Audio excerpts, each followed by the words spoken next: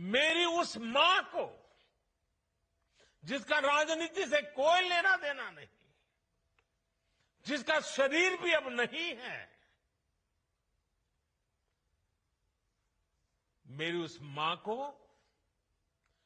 RJD Congress के मंच से भद्दी भद्दी गालियां दी गई।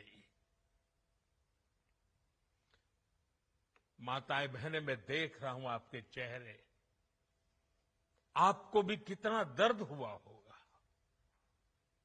मैं देख रहा हूं कुछ माताओं की आंख में आंसू मुझे नजर आ रहे हैं। ये बहुत ही दुख देने वाला है, कष्ट देने वाला है, पीड़ा देने वाला है। क्या गुनाह उस मां का, क्या गुनाह जैसे भद्दी गालियां सुना दी जाए। साथियों, हर मां अपने बच्चों को बहुत तपस्या करके पालती है। यहां मेरे सामने बैठी हुई हर मां उतनी ही लगन से, उतनी ही तपस्या से अपने बच्चों को पालती है। बच्चों से बड़ा मां के लिए कुछ नहीं होता है। मैंने भी बचपन से अपनी मां को ऐसे ही रूप में देखा था। उन्होंने बहुत गरीबी में बहुत सारी तकलीफें सहते हुए अपने परिवार को, हम सब भाई बहनों को पाला था। मुझे याद है, बारिश का मौसम आने से पहले मां इस कोशिश में जुट जाती थी कि छत न टपके, ताकि उसके बच्चे चैन से सो सके। मां बीमार होती थी, फिर भी पता तक नहीं चलने देती थी, काम करती रहती थी, काम पर जाती थी। वो जानती थी कि अगर उसने एक दिन आराम किया तो हम बच्चों को दुख सहना पड़ेगा। कठिनाइयों का पता मेरे पिताजी को भी लगने नहीं देती थी मां। वो अपने लिए कभी कोई नई साड़ी तक खरीदती नहीं थी। वो एक एक पाई जमा करती थी ताकि अपने बच्चों के लिए एक जोड़ी कपड़ा बनवा सके।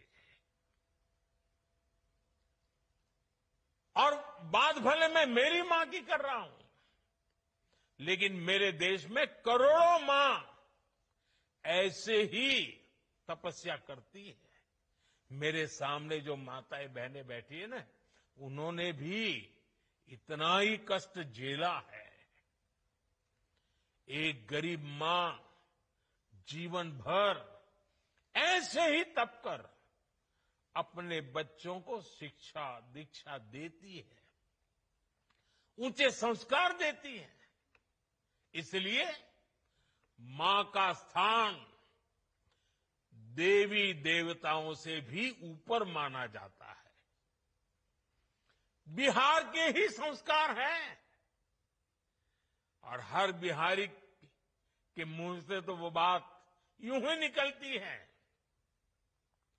माई के स्थान देवता पितर से भी ऊपर होला। काहे की आपन बाल बच्चा खातिर ऊ कौनो देवी नियर परछाई बनके पोस पाल के बड़े करेली, खुद ही दुख सह के दिखावेली संसार। माई के बिना तो कवनो जिंदगी भी ना पनप सकेला। यही से तो बारी माई महान। इसलिए साथियों, कांग्रेस आरजेडी के मंच से गाली, भद्दी गाली केवल मेरी मां को नहीं दी गई है।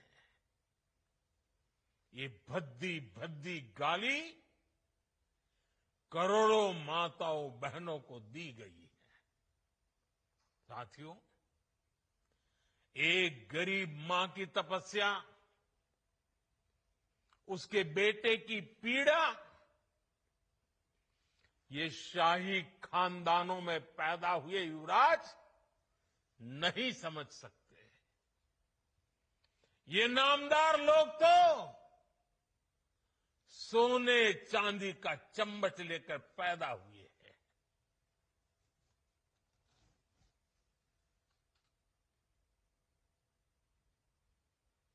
वो तो यही मानते हैं कि देश और बिहार की सत्ता इन्हें अपने खानदान की विरासत लगती है। इन्हें लगता है कुर्सी इन्हें ही मिलनी चाहिए। लेकिन आपने, देश की जनता जनार्दन ने एक गरीब मां के कामगार बेटे को आशीर्वाद देकर प्रधान सेवक बना दिया। ये बात नामदारों को पच नहीं रही है। कोई पिछड़ा, अति पिछड़ा आगे बढ़ जाए, ये कांग्रेस को तो कभी बर्दाश्त नहीं हुआ है। इनको लगता है नामदारों का तो अधिकार है कामदारों को गालियां देना। इसलिए आए दिन ये गालियों की झड़ी लगा देते हैं। माताएं बहनें, आप भी सुना होगा, आपके भी कान पे पड़ा होगा कि मुझे भी इन्होंने कैसी कैसी गालियां नहीं दी। ये लिस्ट बहुत बड़ी लंबी है और उनका कोई बड़ा नेता भी ये गालियां देने में बाकी नहीं रहा है। ये नफरत, ये नामदारों का अहंकार, ये कामदार के खिलाफ गाली बनकर के फूटता रहता है। कभी ये मुझे नीच कहते हैं, गंदी नाली का कीड़ा कहते हैं, जहर वाला सांप बोलते हैं। आपने तो अभी अभी सुना होगा, यहां बिहार चुनाव में भी मुझे तू तड़ाक करके गाली देकर इनकी नामदार वाली सोच बार बार उजागर हो रही है। और इसी सोच की वजह से ये लोग अब मेरी स्वर्गीय मां को, जिसका शरीर नहीं रहा है, जिसका राजनीति से कोई लेना देना नहीं है, ऐसी मेरी स्वर्गीय मां को भी अपने मंच से गालियां दिलवाने लगे हैं। साथियों, मां को गाली देने वाली सोच,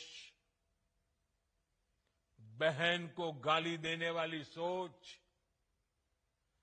महिलाओं को कमजोर समझती है। ये मानसिकता महिलाओं को शोषण और अत्याचार की वस्तु मानती है। इसलिए जब जब महिला विरोधी मानसिकता को सत्ता मिली है, सबसे ज्यादा तकलीफें माताओं, बहनों को, बेटियों को महिलाओं को ही झेलनी पड़ी है। और ये बात बिहार की मेरी माताओं बहनों से ज्यादा कौन समझेगा।